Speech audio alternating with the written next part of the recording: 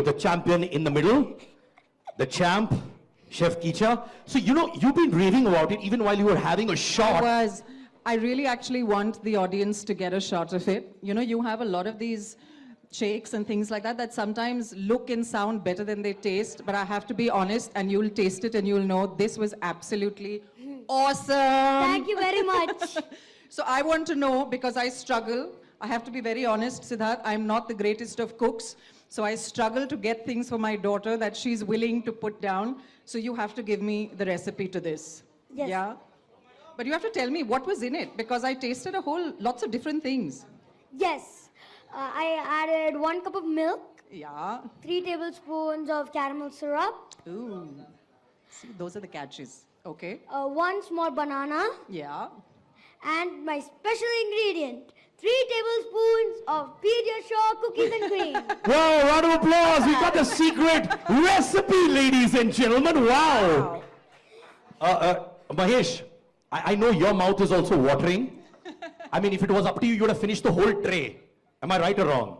Yeah, and anything with cookies and cream works with my daughter and in my house, actually. We all have a sweet tooth, so great job. No, please, I'm correcting that. 2 have a sweet tooth. And they call each other also, by the way. The father and daughter call each other the cookie monsters. So this is perfect.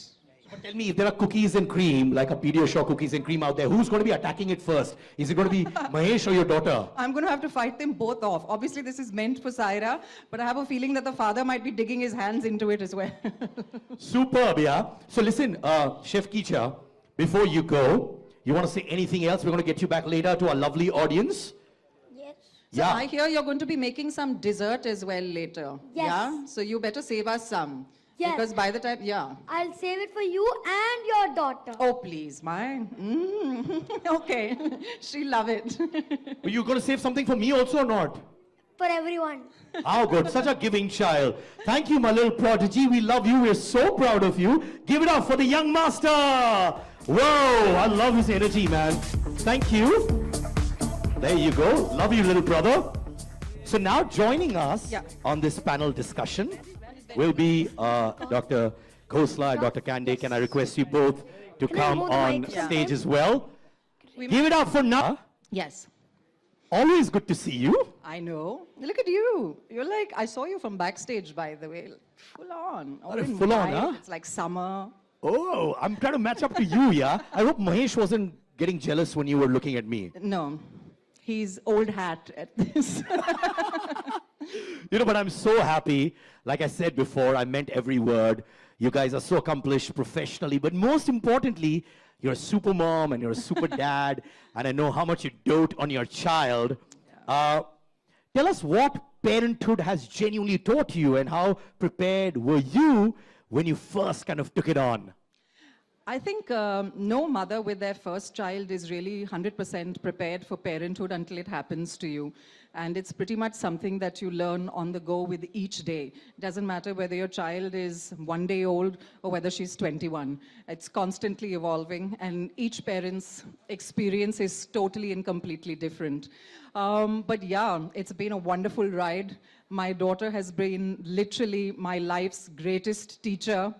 And I can promise you she's pushed all the limits as possible, because she's at that age right now. She's pushing to see how far she can go before mom erupts. But it's fun and it's wonderful. And Hesh is an amazing dad. He's very hands-on. I don't think I gave him a choice. He had to come home right from the first time he saw her and start changing diapers and taking over feeds and things like that. So he's pretty good, and a pretty good hands-on dad. You know, I am a father of a 2-year-old girl. Her name's Adhira. She's 2.5. I'm a champion at changing diapers. See? So, you know, Mahesh, if I give you 1 on 10, 10 being the highest, how would you grade yourself on changing diapers?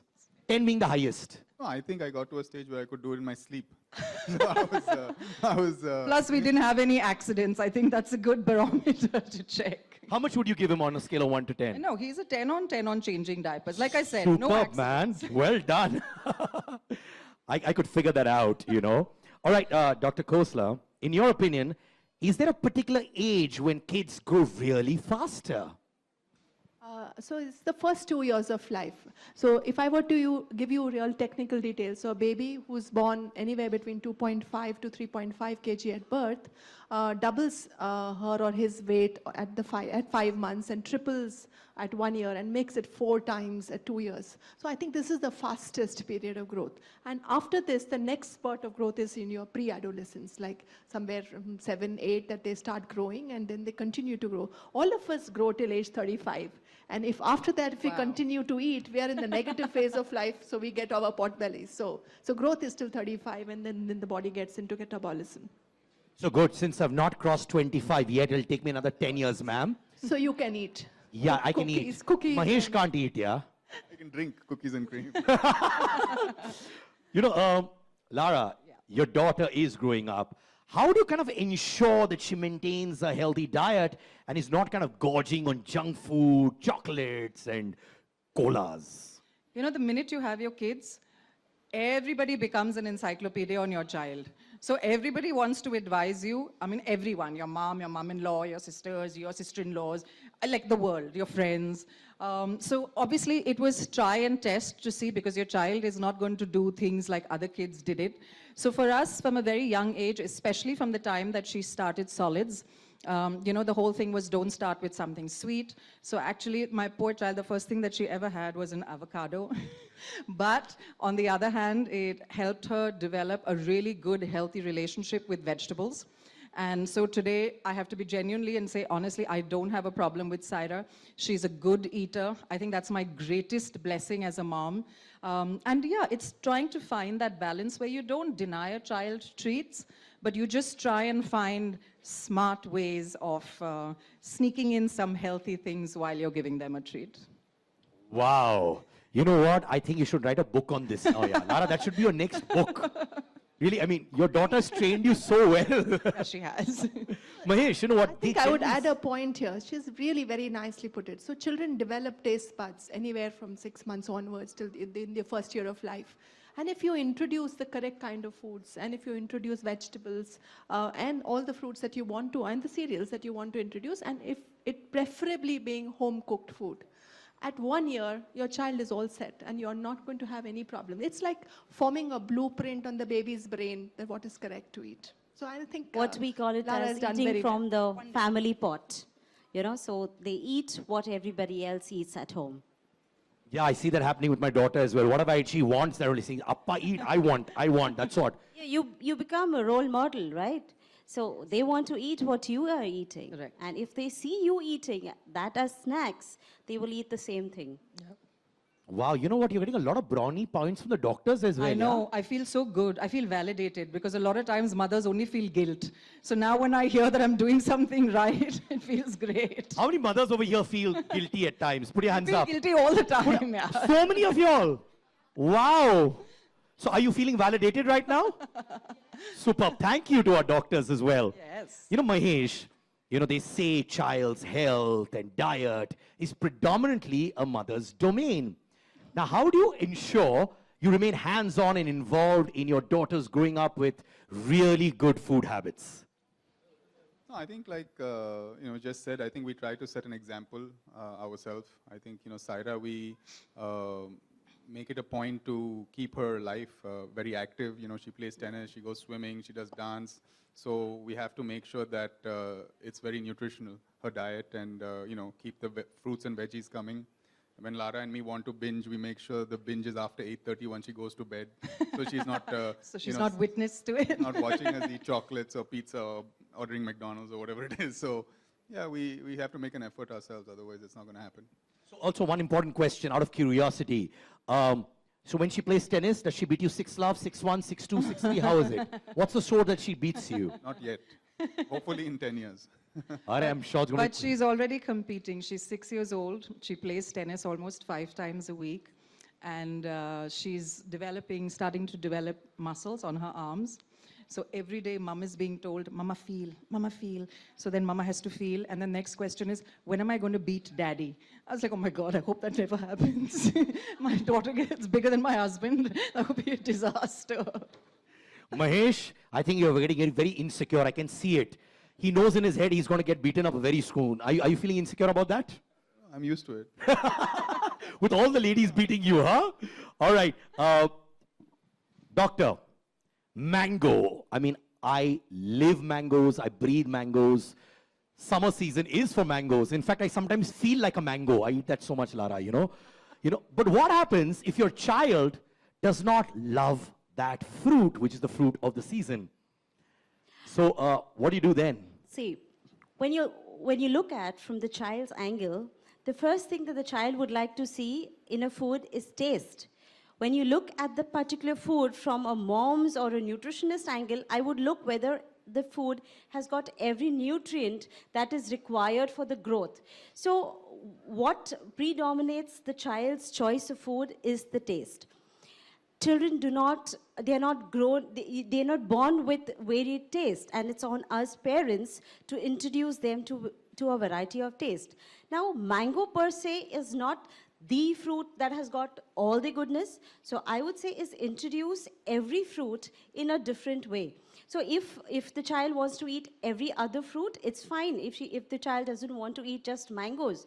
Because what you can do is you can hide it in different ways and feed it to the child. The reason being is that to develop a taste for the flavor and for the texture.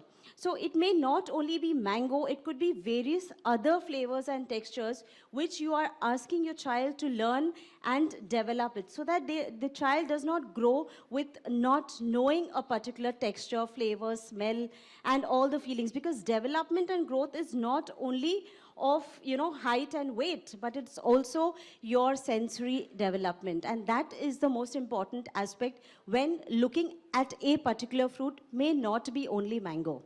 Ma'am, I have a very important question. There's a fight that my daughter and me have. If there are only 2 pieces of mango left on the plate, and I want both of them and she wants both of them, who should take them? The daughter. Even my wife is here. She supports her, yaar.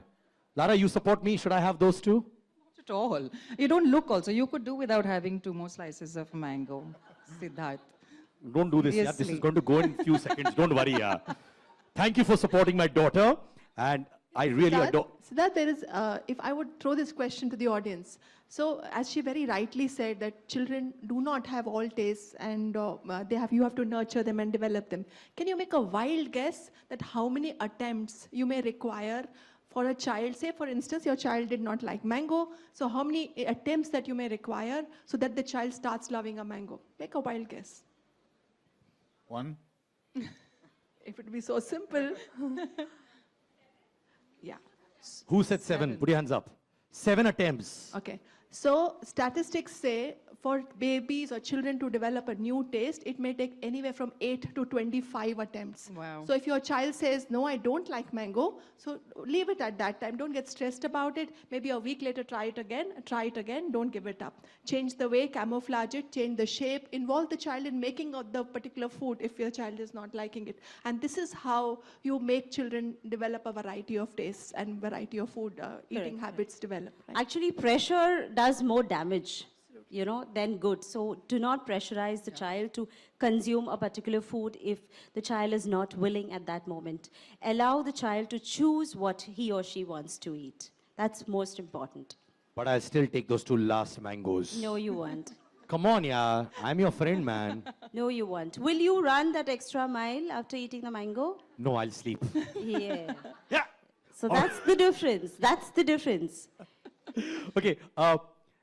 This question also comes to my head. Nowadays, kids are so much into technology, television, computers. Like my daughter plays a lot in the park and in our gardens. But I find that at times when she's eating, needs to watch the iPad, even if it's about 15, 20 minutes. And otherwise, she's free-flowing. What happens? How do you ensure that your daughter is not glued on to the television or the computer? How do you handle that? So, we have some rules at home, and mom is pretty much the one that enforces the rules. Dad bends them a little bit. But we have, I think for me, a lot of it also stems from the way that I grew up. So obviously when we grew up, at first there was only Doordarshan. Then satellite television came in the early 90s. So then you had more to watch as you were a little bit older. But meal times for us were family times, and we sat on the table and we ate our food together. And if we wanted to watch TV, it was finish your meal and then you can go back and watch television. So it's difficult in today's day and age, especially with working parents, because it gets so much easier to put an iPad or your phone or any kind of screen in front of your child, and then the child is at least, entertained or occupied, and then the food is kind of going in. But the problem for me is that if I wasn't feeding my daughter and it was my help who was feeding her, then the child has absolutely no interest or no awareness of what is going into her body. The food is just going in. There's no awareness of whether I'm full or not. So the child is being overfed most of the times. So the rules were very clear that there is no screen time on the table. It doesn't matter if we're out at a restaurant or we're back at home. My child is not going to watch a screen. But that's an individual, and I don't judge anybody about it. That was just an individual decision. And I have seen many times that sometimes it is, where you have a lot of children, and like I said, all children are different from each other. So you have a lot of children who it makes sense at least to get their attention to sit there for that amount of time if they have something that they're watching, which is fine. But limiting that amount of screen time also, so Saira is allowed to watch half an hour of whatever screen time she wants. It could either be the iPad or the television or combined, but it's half an hour a day. And that's it. And she's pretty good with keeping to that. Wow, or watching dad win on the big screen as well. Yeah, I mean, exactly. You can watch half an hour of daddy's match and then go to bed. No. What if it's a crucial match going on and then you say, no, आधा घंटा खत्म निकल जाओ? She's not there yet where she understands that it's that crucial kind of a point or not. So half an hour of watching dad's match right now, in any case for her, is a really big deal. So that's about it. Okay, my last question before we throw it to our friends from the media. How can parents ensure that the child's nutritional needs are met, especially during summer vacations, when the meal time kind of goes for a toss, people don't stick to the lunch time or dinner time? How does one do that? Summer is a time for, not following routines. It's different. So the kids are going for some classes, swimming and various things. And what you see is the child is so engrossed in that particular activity that they forget that they got to eat. They forget that they're hungry. And when the activity is done and over, and suddenly they feel that, oh, now I'm very hungry, and just give me something to eat. And that's the point to catch, because that's the moment, if you do not give the right food at the right time, they will reach off to their comfort foods, which is mostly the junk foods. And there is where you can introduce your good, healthy snacks at that time, because that's when the child will be able to accept what you are giving. So I think, choosing the right food at that right moment is very important. So even I feel, I want to say something, Vila. I want to eat. Can I have Pediasure cookies and cream now? Yeah, I'm sure. They're going to have some shots being given around, no? Of course. But the thing is that your child is never going to come to you and say, oh, I'm really hungry, mama, give me Pediasure cookies and cream, right? All they're going to come and say is, I'm hungry. But if you're giving them a product, especially with an ingredient that to them, in their brain, is triggering the word yum, it's more chances that that's going to go down and be enjoyed so much more. So for us, honestly, as parents, products like this, like Pediasure cookies and cream, is a lifesaver, because you're ensuring if it's that one thing that your kid is having, you're making sure it gets the right amount of nutrients, so you're at peace as a mom, plus they like it. So it's going to, if they're going to have a shot like the way Chef Kicha made it, I can promise you, Saira's going to be coming back not just for the daily 2, recommended doses. She's going to keep coming back for more. So, it's fantastic. And it's a lifesaver, really, honestly, for parents. From now on, even in parties, I'm going to only have these shots. Yeah, done for sure. That's my party drink also now, yeah. Okay, listen now. I'll be very happy if my friends from the media who are there who are smiling, I really love your smiles. Thank you so much. Round of applause for you guys. I love the spirit here. Come on. Yeah. So just lift your hand up. Our volunteers will come to you with a mic. If not, we can hear your voice. And then you can shoot questions to our dignitaries on stage. Good afternoon, ma'am. How are you? I am fine. Hello, everybody. Hi. Lara, मैं जानना चाहती हूँ कि इस summer vacation के लिए आपने अपनी डॉटर के लिए क्या स्पेशल प्लान किया हुआ है? देखिए normally summer vacations and Wimbledon coincides, तो वो सेम टाइम पे रहता है।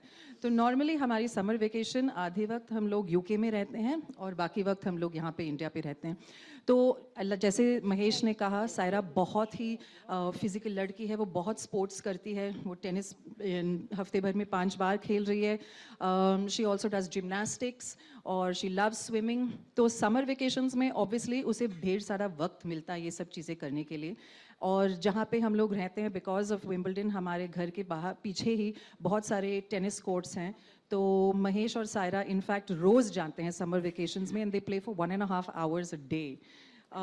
उसके अलावा वो स्विमिंग करने जाती है उनके साथ। तो there is normally no routine or things like that. और बच्चे भी काफ़ी एक्साइटेड है, हर साल एक ये होता है कि इस बार ममा हम समर वेकेशंस के लिए कहाँ जा रहे हैं, क्या कर रहे हैं।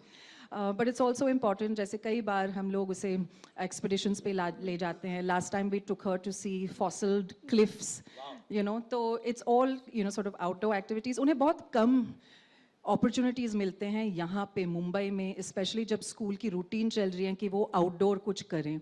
तो we try and make sure that when we are on holidays that we are doing enough physical outdoor stuff with her. तो जब आप नेक्स्ट टाइम हॉलीडेज पे जाएंगी, हम भी आपके परिवार के नहीं, हैं, बिल्कुल। ये लोग भी हैं, हम सबको ले जाइए please. Of course, actually, I was going to say कि अगर मुझे कुछ लिखना होना चाहिए, that should be it. Like child-friendly activities on holidays, where you should go and what you should do. I'm a pro at that. You won't charge me for this information, ना? No, for you free. अरे I love it यार।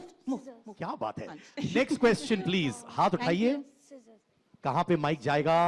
हाँ, Lara, मेरा प्रश्न आपसे ये है कि कई बार बच्चे कुछ खाने से मना करते हैं, और आपकी बेटी के साथ भी कभी ऐसा हुआ, तो आपने उससे कैसे मनाया? नहीं, ऑफ कोर्स बहुत बार बच्चे कहते हैं कि नहीं मम्मा मुझे ये नहीं खाना है, या वो डेक्शी ढक्कन उठाकर देखते हैं लंच के टाइम में, क्या यही बना है, you know. So we hear it all कि मुझे ही नहीं खाना है।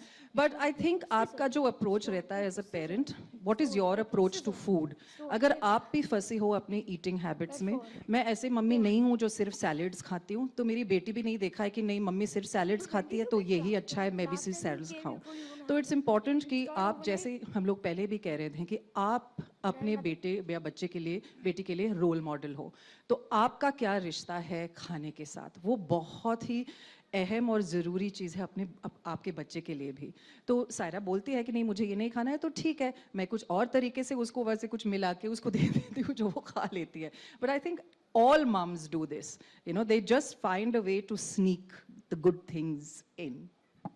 वाह, लगता है महेश भी खो चुके हैं वो खाने के बारे में सोच कर। मुझे मालूम है, I can read your mind, you're only thinking about those. Thinking मेरा लंच कब होने वाला है, I need a Pedia show cookies and cream shake. I know Mahesh, you only want that, you're here only so that you can have that यार। All right, next सवाल कौन पूछेगा, please put your hand. I have the mic with me. Vijay Shankar here. How are you? Hi Vijay Shankar. How are you asking me, him, who? All of you. All of us. We are all fine. I'm good. Thank you. Nice to see all of you together after a long time. Well, Lara, you just mentioned that you're very particular about not taking sweets. Yes. So, you know, when both Mahesh and your daughter, when they have something which is very lovable for you, how do you manage, how do you control? No, I'm not. It's not that I'm not particular about not taking sweets. I'm blessed. I don't have a sweet tooth. Yeah. It's a big difference. तो वो मन में इच्छा ही नहीं आती है कि मैं ये पेस्ट्री खा लूँ, कि मैं वो चॉकलेट खा लूँ. So my likes are, you know, a little bit different, which also bring their own complications. But like I said, Mahesh and Saira both have very big sweet tooths, especially my husband. तो अगर उनको chocolate वॉकलेट खाना हो, जैसे उन्होंने कहा कि वो 8:30 बजे के बाद खाते हैं ताकि his daughter has gone to bed and so he can get away with it. But I have known my husband where he's lost a match and he's eaten 2 huge slabs of chocolate on his own, or like 5 chocolate chip cookies. And I know what's happening, so I try to close and have a blind eye to it and say it's okay, it's once in a way, it's fine. But I don't find it that difficult. And if I want to indulge in something, I will. It's just that I don't have a sweet. What is your normal diet that you maintain?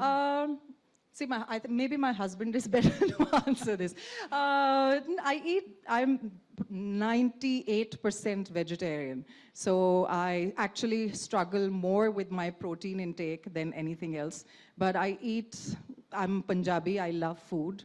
So I eat, yeah, I'm open to eating all kinds of food and everything. And for most people who know me as a foodie. So food has been the least of my problem.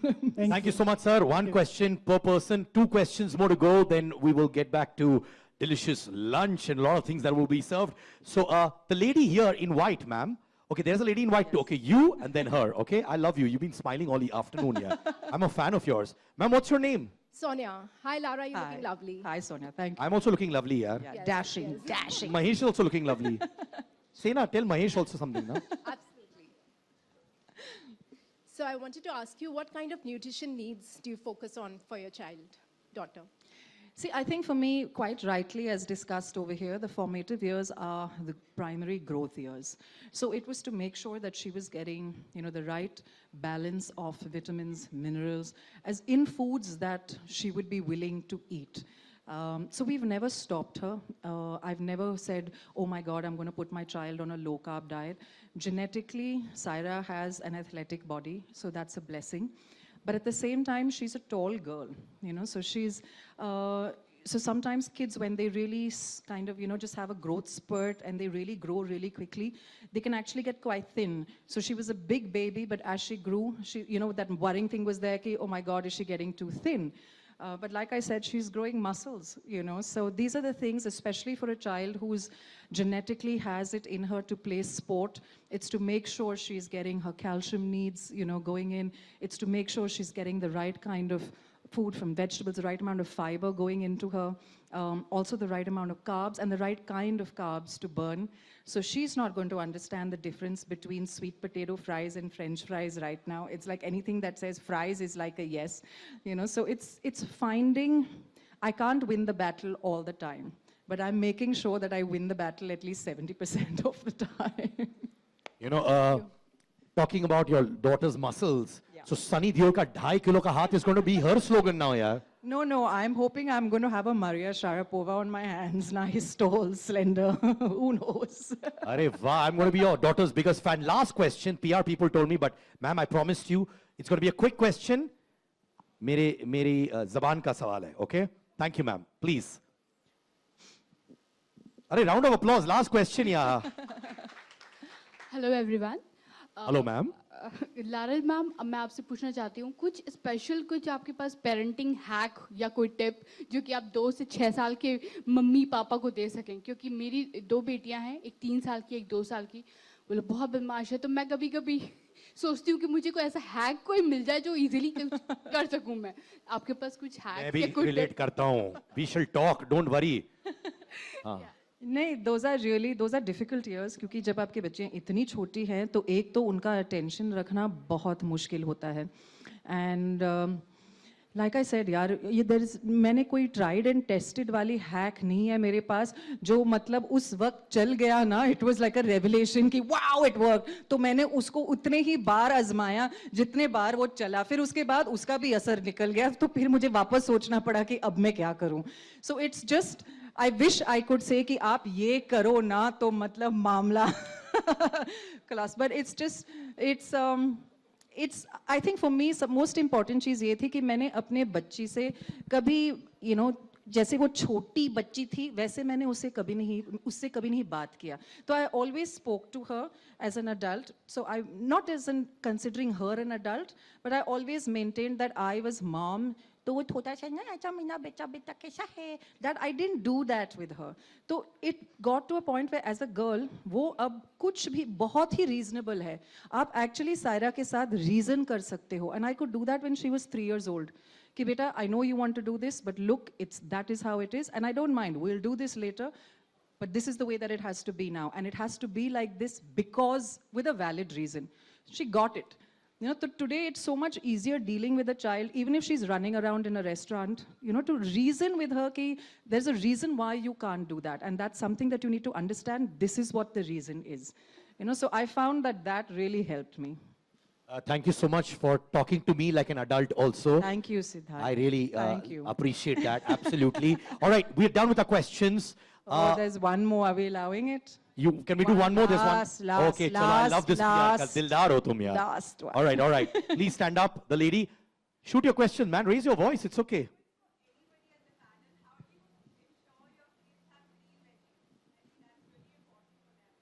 How do you ensure your kids have green veggies, which are very important? Dr. Ji, aap boliye. I would think that whether it is green veggies or whether it is a brown veggie which is not tasty, the rule applies for everything. As the first point I told you, it takes time to develop taste. So keep trying, don't stress yourself. Try once, try twice, leave it for a week, try again. If it doesn't work like this at 5 to 7 attempts, then you involve your child in either buying the vegetable, making the vegetable, and in creative ways. Say, for instance, you say, today is a green day. So whatever we cook will be green. So come on, take it out from the fridge, okay?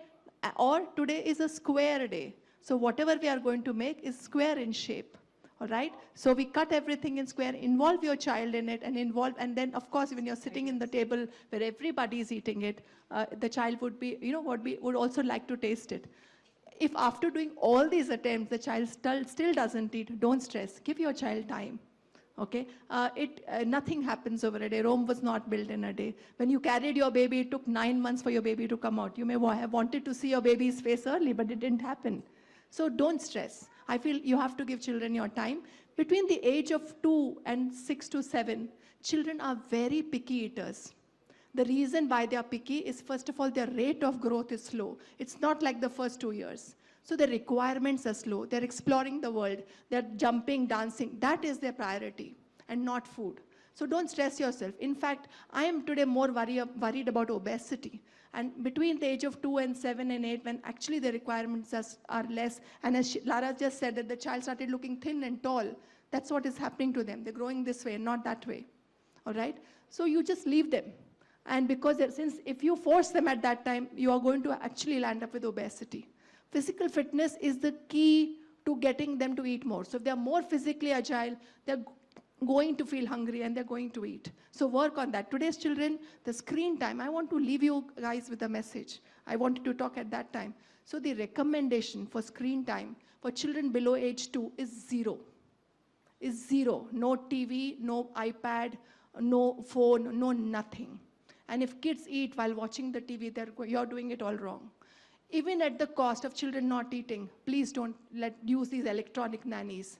After age 2, the recommendation is 30 minutes. And trust me, it will go down, not increase with time. We are seeing a lot of children with learning disabilities, and this is happening because of too much excessive use of screen. So I wanted to leave that message for this audience. Thank you so much. I love you. Give it up for all our dignitaries on stage and the lovely people in the audience. I request you all to please stand up. Can I have...